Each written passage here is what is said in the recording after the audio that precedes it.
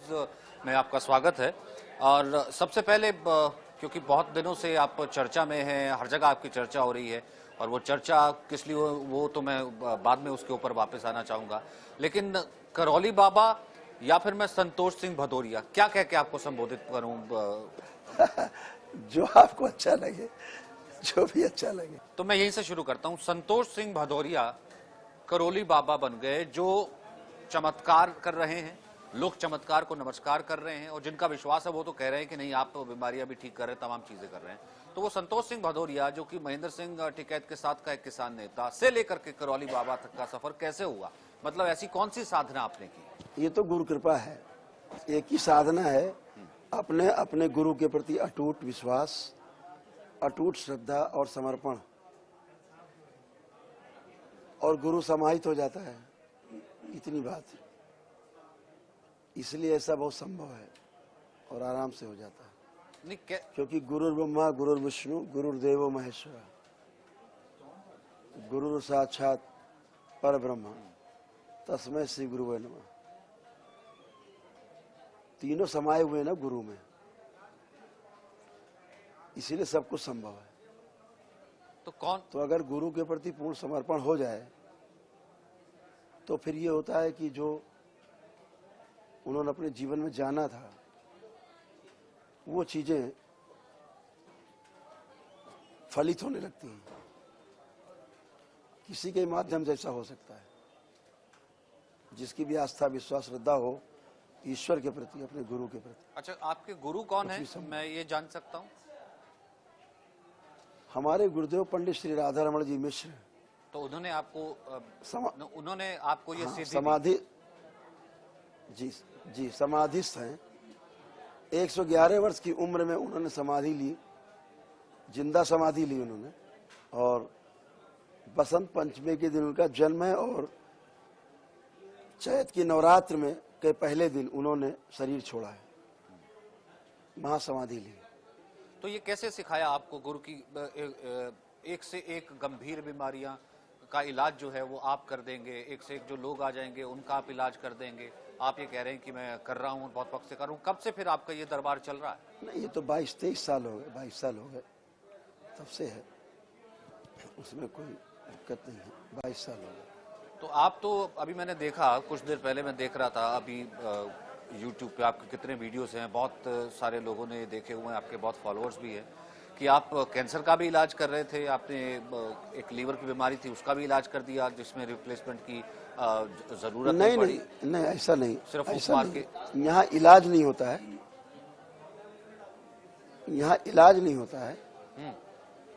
यहाँ पर आप स्वयं अपने प्रार्थना और संकल्प से ठीक होते हो, और प्रार्थना और संकल्प तब आपका फलित होती है जब आपके पास एक वैदिक रूप से उत्पन्न की गई कोई ऊर्जा होती है, जो वैदिक सनातन पद्धति है, हमारे ऋषि मुनियों की दी हुई, जो दरबार करवाता है, वह ऊर्जा आपके पास जब होती है, यानी जैसे रुपए जब आपके पास हैं तो कोई वस्तु ले सकते, खरीद सकते हैं आप, ऐसे जब वो वैदिक सनातन पद्धति से उत्पन्न की गई ऊर्जा आपके पास है तो कोई भी स्वास्थ्य की चीज अपने लिए आप क्रिएट कर सकते हो साधना से। वही तो जानना चाह रहा हूँ ना, मैं वही तो जानना चाह रहा हूँ। और मेरे माध्यम से हो सकता है कि करोड़ों लोग, आपके तो 17 देशों में भक्त भी मौजूद हैं, और करोड़ों लोग भी जो है आपको जानेंगे। ऐसी कौन सी विद्या होती है कि मतलब, मैं अभी देखा, मैंने एक व्यक्ति लेकर के आया था अपने भाई को कि वो बोल नहीं पाता, रात रात भर सिर पटकता है, उसको मुंह का कैंसर है, उसकी जीभ काटने के लिए बोल दिया। आपने फूंक मारी और उसको कहा लेट जा, और फिर उसको खड़ा हुआ, कहा कि आपको तकलीफ तो नहीं है, आपको तकलीफ नहीं होगी तेरे को। मतलब आपने फूंक मारी कैंसर में। इस विद्या की बात, फूंक नहीं मारी जाती, फूंक नहीं मारी जाती है। ये देखिए क्या है, बताए ना, गुरु कृपा है जो इच्छा से संचालित होता है। तो अभी इतनी अच्छी ये आपके पास, अगर ये फूंक वाली जो है विद्या है, जिससे कैंसर का उसको जीभ निकलवानी ही नहीं पड़ी, तो ये डॉक्टर्स और ये सब कैंसर हॉस्पिटल्स, बाकी अनुसंधान और ये बाकी डॉक्टर्स, ये सब जो चीजें चल रही हैं, वो क्या है फिर? वो फेक है? सभी का सदुपयोग है अपना अपना, सभी का सदुपयोग अपना अपना है। जो लोग सनातनी हैं और ईश्वर विश्वास रखते हैं, उससे भी ठीक होते हैं, लेकिन नियम से होता है। कोई चीज बिना नियम के नहीं होती। ये कोई रहस्य या चमत्कार नहीं है, ये एक पुरातन पद्धति है हमारे ऋषि मुनियों के द्वारा दी गई, जिसका पालन करने से ठीक होते हैं। नहीं, मैं वही तो जानना चाह रहा हूँ। हाँ, अगर अस्पताल पालन में करने भी से आपको ठीक कोई होने व्यक्ति का अलग होता चीज है, मैं वही जानना चाह रहा हूँ। देखिए, मैं भी सनातनी हूँ, मैं भी हिंदू धर्म में विश्वास करता हूँ, मैं कोई अंधविश्वासी नहीं हूँ, मैं आप पे सवाल नहीं खड़ा कर रहा हूँ, मैं सिर्फ इतना देख रहा हूँ मेरी आंखों के सामने। एक होता है ना प्रत्यक्ष को प्रमाण की क्या आवश्यकता। मुझे जो है कोई बीमारी हो जाए, सपोज कि मेरा हाथ टूट गया, फ्रैक्चर हो गया, मैं सबसे पहले क्या करूंगा? मैं कहूंगा ना डॉक्टर के पास जाता हूँ। ठीक है, मैं श्रद्धा भी रखता हूँ, मैं आपके पास भी आ गया। अगर आप ऐसा ही कोई व्यक्ति आ गया, आपने फूंक मारी कि देखिए तेरे को प्लास्टर लाने की जरूरत नहीं, तो ये अंधविश्वास नहीं हुआ तो और क्या हुआ? मतलब ये तो गलत हुआ। आप किसको कह सकते थे कि डॉक्टर के पास जा? फूंक से कभी ठीक नहीं हो सकता। फूंक, झाड़ फूंक का विरोध करते हैं हम लोग। एकदम झाड़ फूंक का पूरा विरोध है, हमेशा से था, आज भी है, हमेशा रहेगा। ये आप अपने द्वारा जब उत्पन्न की गई ऊर्जा, जो आप वैदिक सनातन नियमों को पालन करते हैं, दरबार में उनके एक दिन में सारे अनुष्ठान करते हैं, जो वैदिक परंपराएं हमारी हैं, उससे उत्पन्न ऊर्जा से आप स्वस्थ होते हैं, आपके प्रार्थना और संकल्प से। मैं ये कह रहा हूँ, ये साइंस है दरबार की। फूंक मारने से कौन सा ठीक हो जाएगा? कौन ठीक होगा इससे? क्योंकि दरबार सभी रहस्य चमत्कार का खंडन करता है सदैव।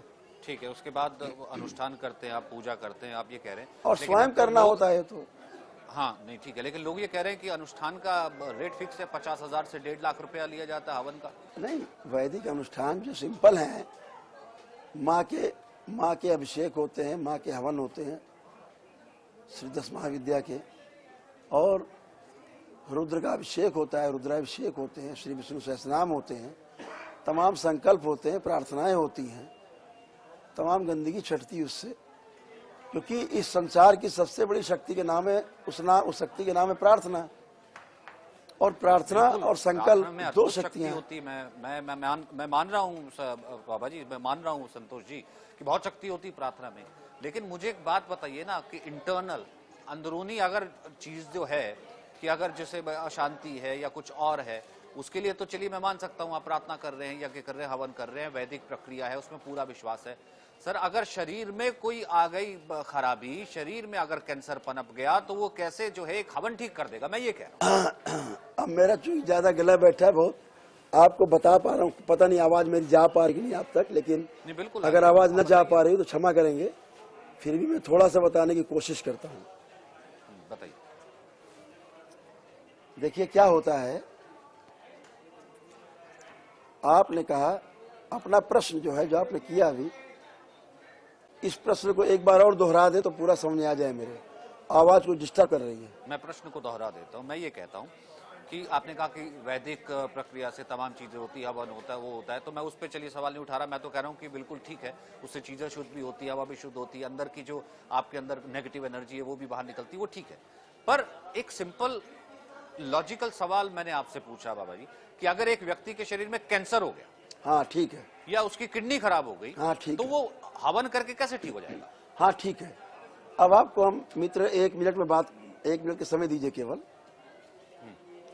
एक्चुअली क्या है, इस दरबार में रोगों की चिकित्सा नहीं होती है और ना रोगों के लक्षणों की चिकित्सा होती है। इस दरबार में रोगों के जो कारण हैं वो नष्ट किए जाते हैं। आपके हवन से, आपके अनुष्ठान से रोग के कारण नष्ट होते हैं, और कारण है कर्म भोग, उनकी स्मृतियां।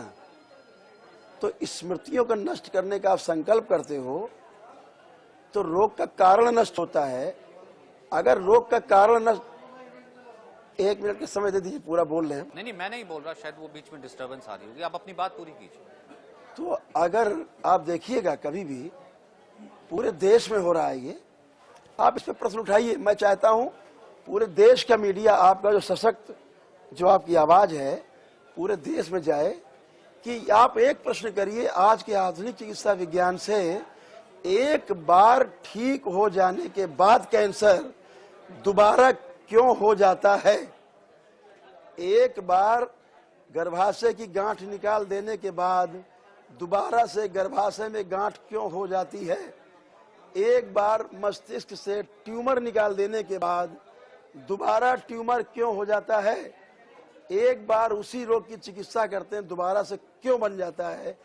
इसका जवाब अगर ये दे दें, इनके पास इसका कोई जवाब नहीं है। दरबार इसका अनुसंधान करके कह चुका है कि बार बार रोग उत्पन्न होने के कारण पहली बार भी रोग उत्पन्न होने का कारण स्मृतियां हैं।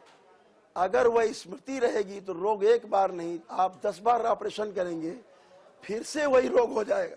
तो यानी व्यक्ति को आप ये कहना चाहते हैं इस देश में कोई व्यक्ति रोगी हो जाए, उसको कोई रोग हो जाए, उसको दोबारा एक मेडिकल साइंस के लिहाज से इलाज भी होगा, दोबारा हो जाए, अगर वो अस्पताल ना जाए, वो आपके पास आए? नहीं, मैं नहीं बुला रहा, मुझे बुलाने का कोई शौक नहीं किसी को। जिसको ईश्वर के प्रति श्रद्धा हो, आस्था हो, विश्वास हो, वो आए। सबकी आवश्यकता नहीं है। यहाँ वाकई में जो जानना चाहता वो आए। अच्छा, मैं आपसे ये कह रहा हूँ, विज्ञान को अगर समझने की कोशिश करेंगे तो रोगों का कारण स्मृतियां हैं। आपके पितरों की स्मृतियां हैं, रोगी थे तो रोग की स्मृतियां आप में रहेंगी कुल में। आप कभी किसी जन्म में रोगी थे, मृत्यु के समय के रोग की स्मृतियां रहेंगी आप में। इनवाइटेड स्मृतियां रहती हैं। लिख के देते हैं या आपको, आप लिख के देते हैं या आपको कोई चैलेंज भी कर सकता है? क्या लिख के देते हैं कि परमानेंट इलाज हो जाएगा, या इसका कोई चैलेंज भी है? मैं कह तो रहा हूँ, ये डॉक्टर समाज से, चिकित्सक समाज से, आधुनिक चिकित्सा विज्ञान के लोगों से पूछा जाए। आप एक बार कैंसर का ट्रीटमेंट करने के बाद रिपोर्ट देते हैं नील है, नील, अब आप एकदम फर्स्ट क्लास, दोबारा क्यों हो जाता है साल 2 साल में जब नील है तो? क्योंकि इन्हें रोगों का कारण नहीं पता। ये वेद पढ़े, वेद शास्त्र पढ़े, पुराण पढ़े, तो इन्हें पता लगेगा कि रोगों का कारण रोगों की स्मृतियां हैं। अगर वो स्मृतियां नष्ट नहीं होंगी तो रोग बार बार होंगे। और दरबार क्या करता है, एक दिन का वैदिक अनुष्ठान आपका करवाता है, आप करते हैं, स्वयं करते हैं, संकल्प प्रार्थना करते हैं, स्मृतियां नष्ट हो जाती है। रोग का कारण जब नष्ट हो जाएगा तो रोग कहाँ बचता है? मतलब आपके पास जादुई, दैवी और भगवान की शक्ति है। भाई जादू जैसे शब्द से मुझे सख्त विरोध है। जादू टोना जैसे शब्द से मुझे सख्त विरोध है। बहुत मैं खंडन करता हूँ चीजों का। मैं ईश्वरीय शक्ति की बात करता हूँ, मैं ईश्वरीय शक्ति की बात कर रहा हूँ, ईश्वर की बात कर रहा हूँ। मैं ईश्वर से प्रार्थना करने की बात कर रहा हूँ। मैं जादू टोना टुटके की बात नहीं कर रहा है। मैं मतलब आपके पास ईश्वरीय शक्ति, मैं तंत्र की बात कर रहा हूँ। मैं ये टोटा टुटका की बात नहीं कर रहा हूँ। तंत्र माने व्यवस्था, में व्यवस्था की बात कर रहा हूँ। व्यवस्था में जिएंगे तो सुख मिलेगा। आप बाएं से चलने का नियम, आप दाहिने चलने लगे गाड़ी लेके तो चलना मुश्किल हो जाएगा, आपका भी, लोगों का भी। तो तंत्र माने एक व्यवस्था। मैं आ सकता हूँ आपके दरबार में? अरे क्यों नहीं, आपके सब लोग आ सकते हैं, स्वागत है, क्यों नहीं आ सकते?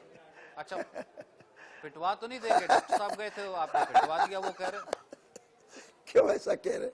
देखिए क्या है, वो उन्हें कष्ट है, रोग है, रोगी है, और मुझे उनसे बहुत सहानुभूति है। आपको सही बताएं, बहुत सहानुभूति है। और कहीं भी उनके साथ हुआ है बहुत दुर्भाग्यपूर्ण है। और हमने भी, तो आपके ही लोग थे, आपका ही कमरा था, आपका ही वहाँ शूट किया और वीडियो लोग आपके दिखा रहे हैं। उन्होंने तो आकर के हमसे बात भी की थी कल। नहीं, हमने भी आज एक कमेटी गठित की थी सुबह कि कल तक हमें रिपोर्ट करें, पूरी जांच पड़ताल करके कि क्या है मामला, क्या था। क्योंकि हम तो केबिन में अंदर थे, क्या हुआ, कैसे, पूरी बात, घटना कैसे हुई, क्या हुई, पूरा जानना चाह रहे हैं। लेकिन अभी मुझे अभी जल्दबाजी होगा कुछ कहना, लेकिन मुझे अभी पता लगा, मुझे दिखाया भी गया, मैंने देखा भी है कि डॉक्टर साहब को चोट कहीं और लगी है। वहाँ का वीडियो है, वो पुलिस वालों से भिड़ गए, मारपीट कर ली उन्होंने, और नाक आँख तोड़ के पड़े हुए हैं। तो वो वीडियो जो है शायद कहीं और का है। वो हो सकता है जल्दी कोई उसको अपलोड करे, मेरे पास नहीं है, मैं नहीं जानता, लेकिन देखा है मैंने। तो आज झारखंड के एक परिवार ने भी एफआईआर दर्ज कराई कि भाई झारखंड का परिवार देखिए, आप बहुत विद्वान लोग हैं, पूरी दुनिया आप देखते हैं। आपके चैनल पे मैं जाऊं और मैं आपके चैनल पे, मान लीजिए आपने मुझे बुलाया और मैं जाऊं और वहां से मैं कहीं गायब हो जाऊं, चला जाऊं, घर न जाऊं, तो मेरा परिवार आपसे कहे कि भैया आपके चैनल में गए थे, बताइए कहाँ गए। आप कैसे बताओगे, बता पाएंगे? दरबार है, मंदिर है, ये मंदिर है, हजारों लोग रोज आते हैं। तो क्या मैं 10,000 आदमी रखूं? यहाँ तो 50,000 आदमी आता है, तो मैं 50,000 आदमी, हर आदमी पीछे लगाऊं, भैया इन्हें घर तक पहुंचा के आओ?